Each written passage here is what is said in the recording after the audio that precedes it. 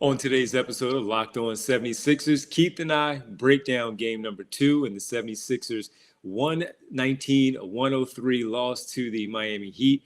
And the Miami Heat take a 2-0 series lead heading back to Philadelphia. Why they need to get things on track when they return home on Friday. We'll get into it all, dive deep into it next right here, Locked On 76ers. You are Locked On 76ers, your daily Philadelphia 76ers podcast. Part of the Locked On Podcast Network, your team every day.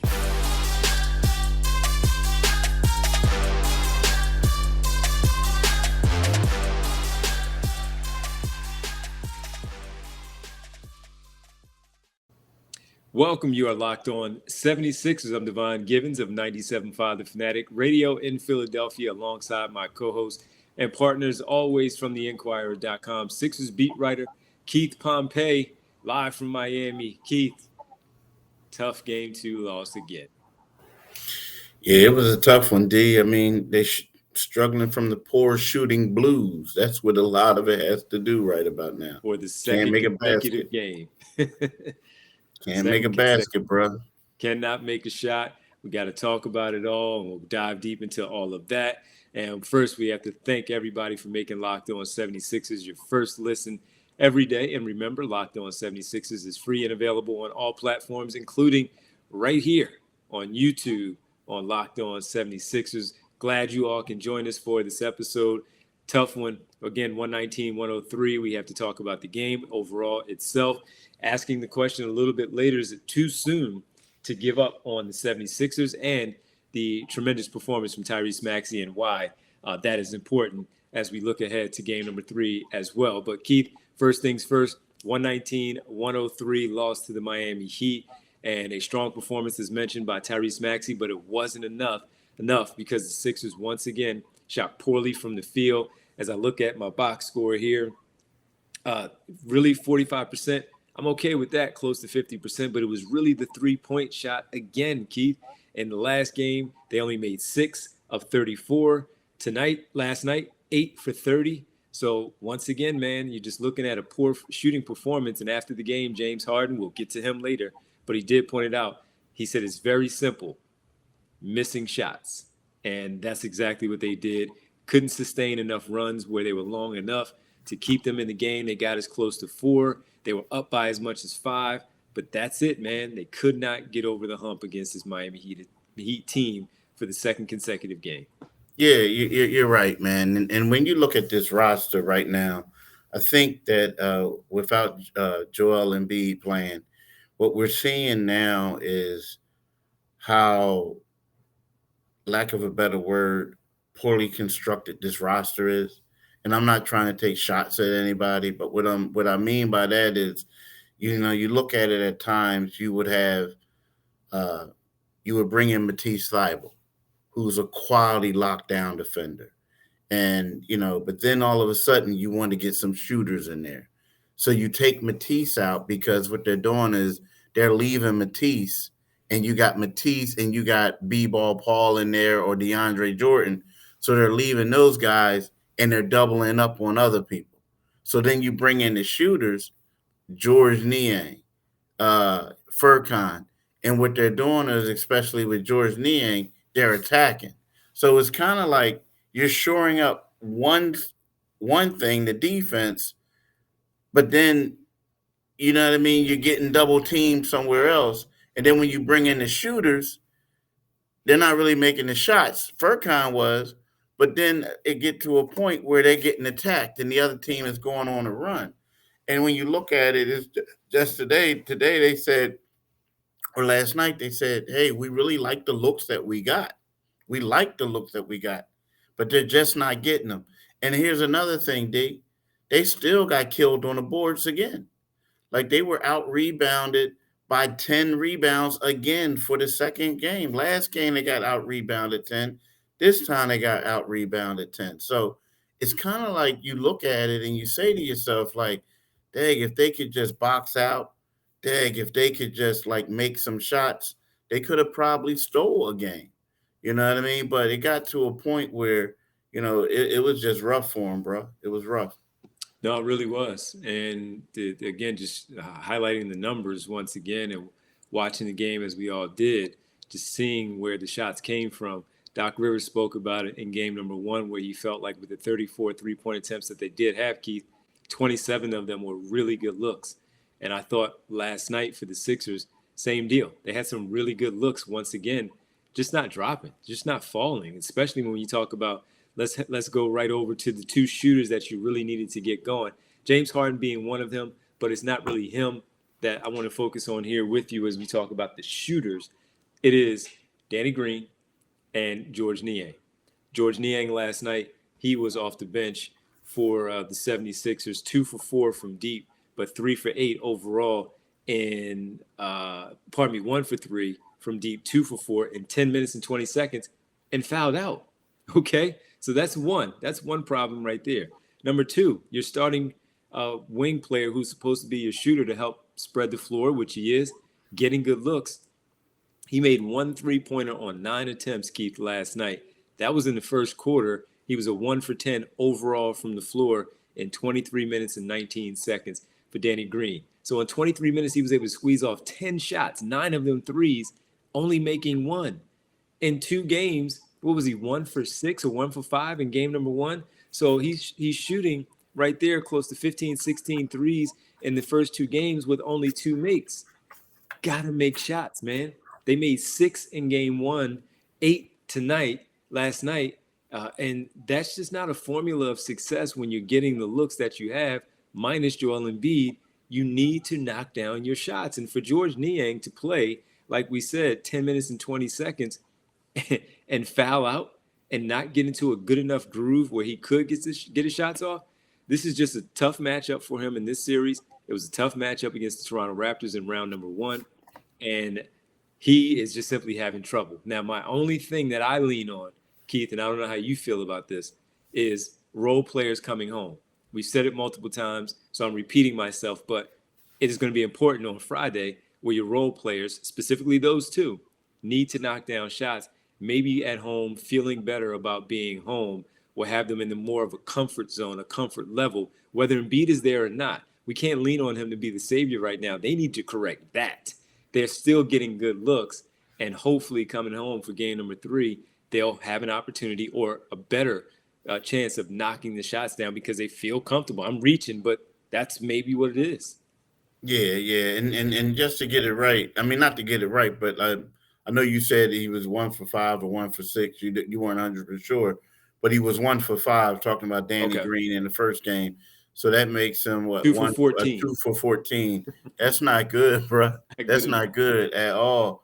And it's weird. He was a game worse minus 18. Last night in game 2. So yeah, you're right. It's a lot, and the thing is, you can't really rely 100%. I mean, I know Joel Embiid makes things a whole lot better, but you are right. Like, they got to make shots. They got to do other things.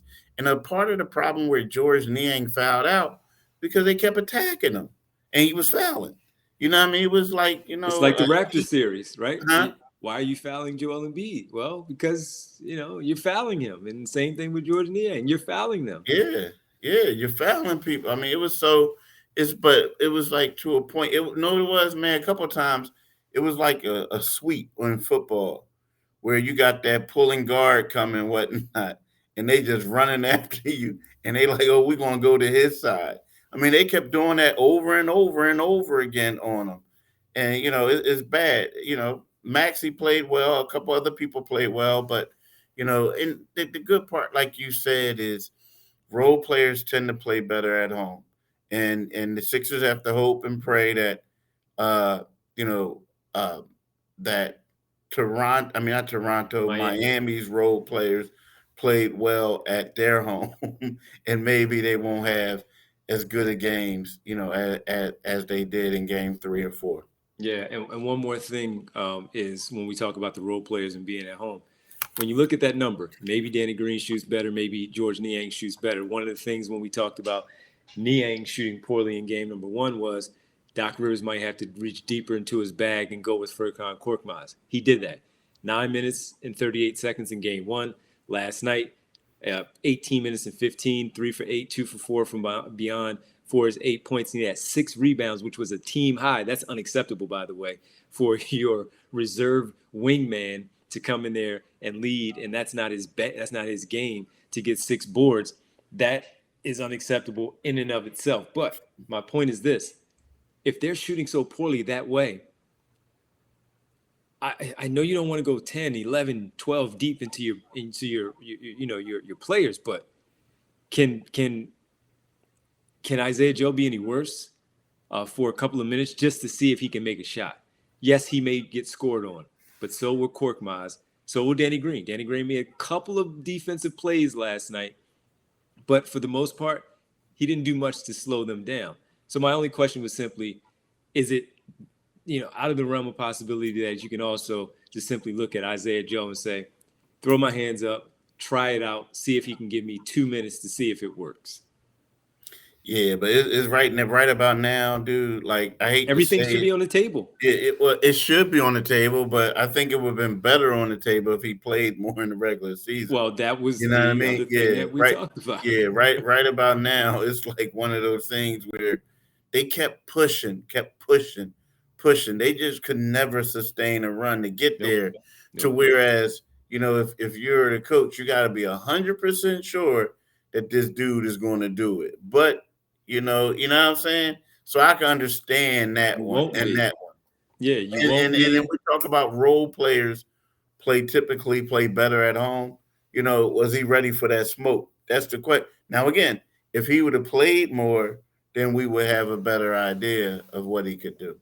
Well, I guess we won't know, and maybe we'll find out this weekend, Friday, and hopefully Sunday is not it. Well, Keith, on the other side, we got to get to talking about, because I know a lot of people after this loss feel in a bad spot, thinking they might get swept or just simply losing 5. Is it too soon to give up on the series? And for me, I'll explain why it's not, why it is too soon to give up on the Sixers in this series. Well, I slipped up there. Why it is too soon to give up on the Sixers right now as they head back home for game number 3, Friday night, 7 o'clock start time in South Philadelphia. We'll do that when we come back right here, Locked On 76. BetOnline is your number one source for all your betting, stats, and sports info. Find all the latest sports development, league reviews, and news, including this year's basketball playoffs. I'm about to say baseball playoffs. Come on, Keith. Major League Baseball and all this weekend's run to the Roses as the Kentucky Derby is back. BetOnline is your continued source for all your sporting wagering information, from live betting to playoffs, esports, and more. Head to the website today or use your mobile device to learn more about the trends in action. BetOnline, where the game starts. As I always say, do it today, people. Do it today.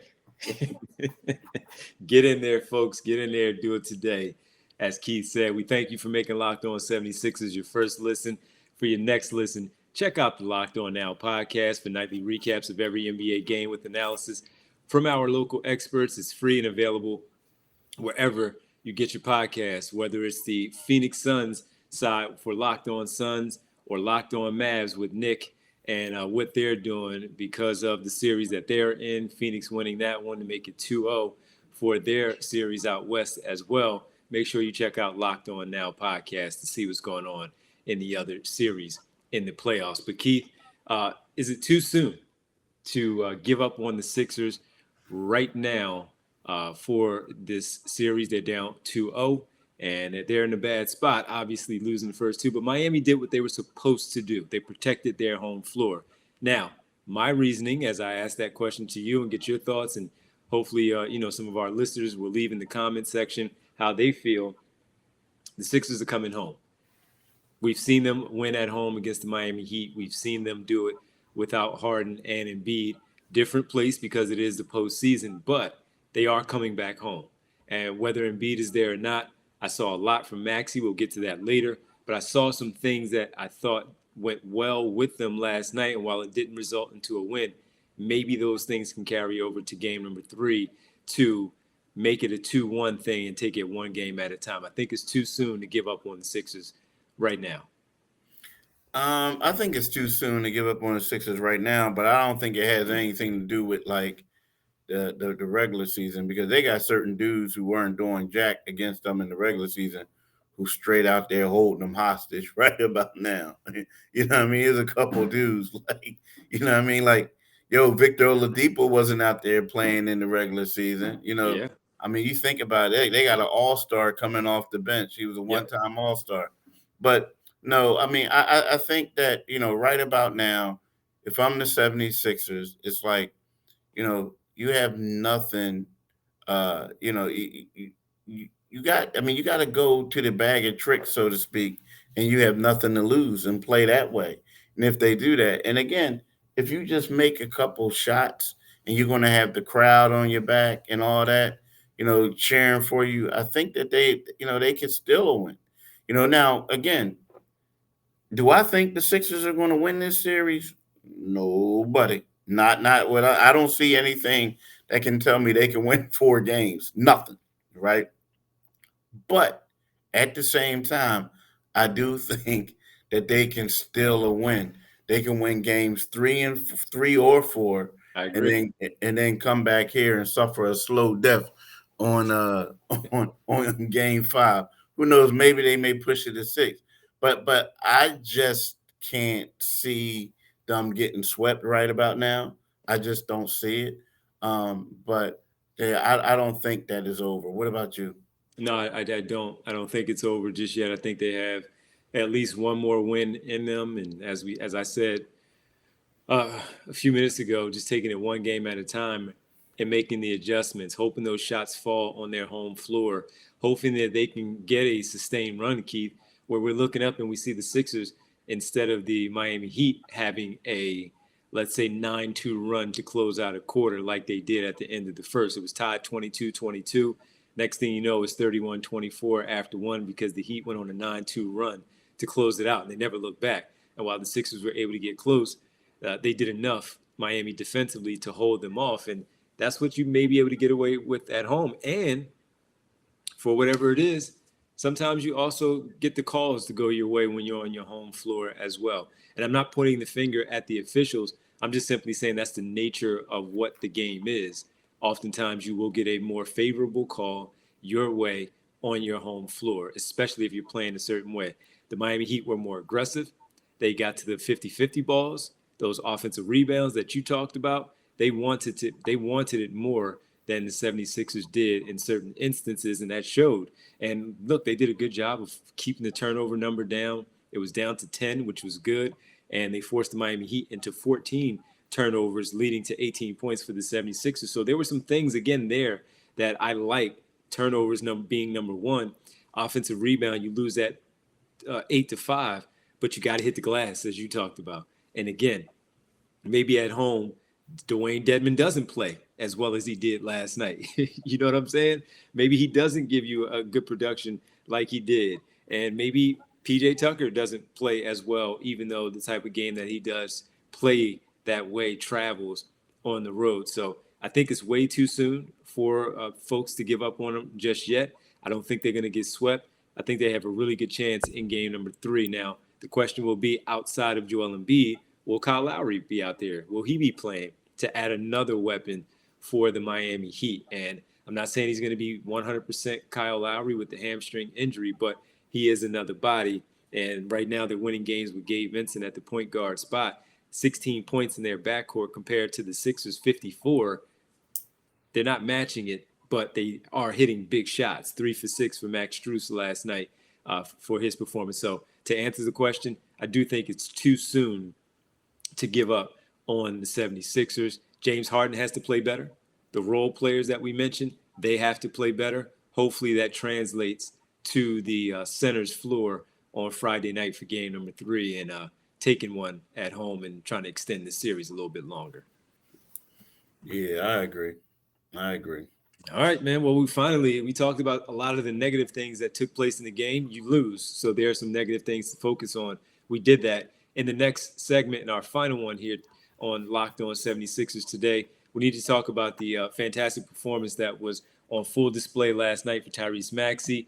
Many people struggle. He did not. He was a bright spot in the game last night. We'll talk about Maxey, why that performance, again, was important for the Sixers and him as they return home for game number 3 and 4 Friday and Sunday this weekend at the Center. We'll talk about that next on Locked On 76ers. But first, before we get to Maxey, I got to tell you about my people. I just leaned on them. RockAuto.com. It's one of those spots, right, where you have some issues with your car. It could be small, could be big, and you're a do-it-yourselfer like myself. I needed a headlight for my car, and instead of going to any of these other places that you may have some issues with and you run into some problems there, I didn't have a problem because I knew right where to go, and that was RockAuto.com, saving time and money when using Rock Auto and choosing to why choose to spend 30 and 50 and even 100% more for some parts from a chain store or a car dealership when you can just simply go to Rock Auto. And makes it very easy. They're a family-owned business serving do-it-yourselfers like you and myself for over 20 years. They have everything you can need, from brake parts, tail lamps, motor oil, and even new carpets. I didn't need a tail lamp. I needed a headlamp in the front of my car. Don't want to be pulled over for that once I realized that I needed it. So it worked out well for me. Replaced it. Easy does it. Arrived very quickly. So go explore their easy-to-use website today. Find the solution for the car parts that you need, the auto parts you need for your car as well. So go to rockauto.com right now and see all the parts available for your truck or car. Right, Locked On in there. How did you hear about us box? So they know we sent you. Amazing selection, reliably low prices, all the parts, all car parts you will ever need. That's right there at rockauto.com. Welcome back to Locked On 76ers, your place to be for Sixers basketball and Sixers information and coverage. Keith Pompey, Devon Givens. Keith, last night, once again, the young guy that we look at and say, man, the star might be born with Tyrese Maxey. They needed a better performance from him. 19 points in game number 1. You got that in game number 2.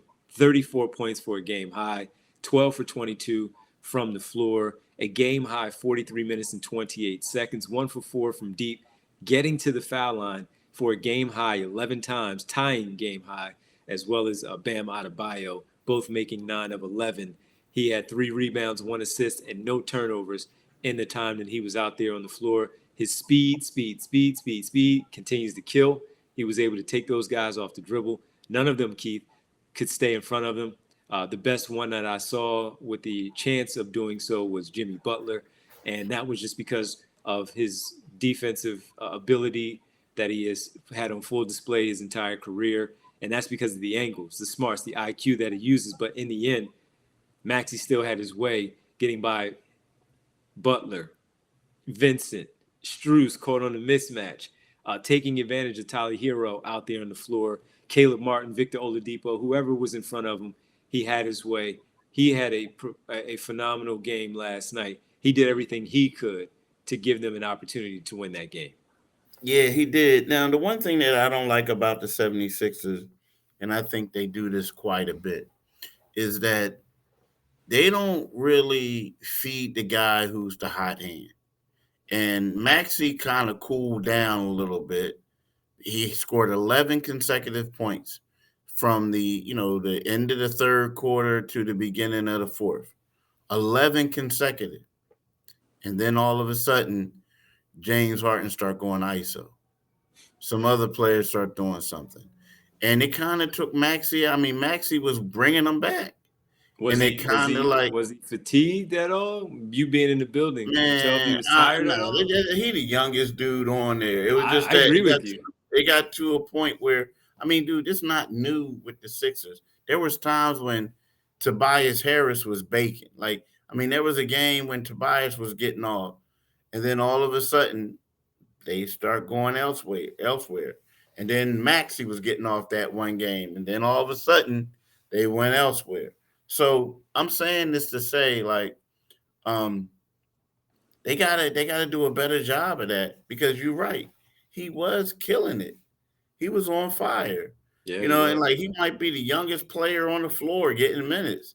So as far as being fatigued, maybe a little bit, but nah, it just felt like to me it's one of those things where they just always like lose touch of what's going on, and other guys start trying to get their buckets, get their shot, and I just felt like they just stopped going to Maxi a little bit too soon. I mean, again, I understand it. I understand it. Tired, this and that. But dude, when you that person is giving it to you, I mean, giving it to the other team like that, bruh, you're gonna have to suck it up. We may have to call a timeout for you to get a breather, but you have to suck it up. You know what I mean? You got to Yeah. man up. Yep. Well, I think why it was important again for that performance last night is we do know that someone can score, and again, I don't think this was a situation where oftentimes you see a coach, especially with Embiid out, or even if Embiid was there, let's say they decide we'll let Embiid get his numbers, we shut everybody else down. This wasn't a case of let Maxey ball out the way that he did, and we'll close everything else out elsewhere. Maxey just did his part, and you had opportunities from others. Danny Green again, 1 for 9 from three, 1 for 10 overall. Nothing from George Niang, who fouled out in 10 minutes and 20 seconds. You didn't get the extra help outside of Tobias Harris with his 21, who I thought again played well and was aggressively looking for his. Harden had 20. I think that was a little misleading because he had a lot of success early. Didn't do much in the second half. Maxey just played. You know what I mean? Maxey played, and he played well. And I think it was important for last night to happen. Now heading home, knowing that he can do that against that team. So now that's one less thing that you may be able to check off and say, we know this. Now let's try this with the other thing that could potentially help put us over the top and give us a win. We know Maxey can go off. Doesn't mean it's going to be 34, but they have to pay attention to him. They know that Tobias Harris has been playing the best basketball consistently throughout the 8 games that they played in the postseason, and he's going to give you some solid production both offensively and defensively. Now it's about the others and where they can correct some mistakes on this day off on Thursday, leading into game number 3 on Friday. Maxey helped him out with at least one thing, knowing that he still has that in him this deep into the postseason, where he is not fatigued and tired. He is still have that Energizer Bunny type of thing going on with him, where he can hurt that Miami team. He has their attention right now, and now it's about the adjustments to make to go along with his overall scoring that he had for the game last night. So that's why I think it was important for that to show. Even in a loss, it was good to see it. Yeah, it's important for that to show, but I mean, it's great. Don't get me wrong. I like that. But in order for them to win, Tobias, and James, or if somebody else do it, they need to have 3 people score at least 25 points. Seriously. Because then when you do that, then all of a sudden they're going to stop the doubling. They're going to stop all that other stuff. You got to have the balance. And you got to have elite scores like doing that. I feel like because what happens is, Maxi can get his. Don't get me wrong, it's great. He can get his. But if some other dudes aren't cooking, then after a while, it's like, you know what I'm saying? It's like, you got to get his. I mean, but yeah, it was great, and we're not surprised by it, but No, it was a great moment for him. But and here's the other part to it is in game number 1 we were questioning to Tyrese, saying why didn't he give you a little bit more than the 19? He figured something out. So from game 1 to 2, now seeing what he did, that kind of again answers a question a little bit for him of okay, he's fine, and we think he's fine. This may be sustainable to now what you're talking about. Now you need that extra 5 from James Harden. Tobias Harris gave you 21. I'm not really picking at him because he's just been that good, and nah, I'm not picking at him he either. But what I'm he saying missed a is, couple of shots. you need 3 dudes who's going to have to ball out Yeah, because because you're going to have 3 that's going to ball out. yeah, So that's what it is. especially to make up for some of the other deficiencies that they had in the game. But Listen, man, a lot to talk about tomorrow. We thank everybody for making Locked On 76ers your first listen. Tomorrow, we'll dive a little bit deeper into things like James Harden and what, again, I mean, it's almost like we do this every time, and we're hoping upon hope that something is going to happen. But we dive a little deeper into the Sixers and what they need to do in game number 3 to extend this series and avoid being closer to a sweep on Friday night. Now make your second listen Locked On NBA for Locked On experts covering the biggest stories around the NBA every Monday through Friday in less than 30 minutes. It's free and available wherever you get your podcast. Keith, what do people need to do? Yeah, what y'all need to do is y'all need to go and subscribe to this podcast. Like Dee said, you can get this podcast wherever you get podcasts at. Secondly, what you need to do is you need to subscribe to our YouTube channel, Locked On 76ers YouTube channel. And I'm telling y'all, like I always say, do it today. Make sure you get it done today. Get her done. Get her done. And follow Keith Pompey at Pompey on Sixers. You see the Twitter handle underneath Keith's name, under my name, Devon G975 as well. Well, Keith, safe trip back, man. Get back from Miami safely, and we'll catch up again tomorrow as we give another episode of Locked On 76ers, getting ready for the preview of game number 3 in Philadelphia. We'll talk to you later, man. All right. Talk to you later. And thank y'all for listening and watching. Appreciate everybody.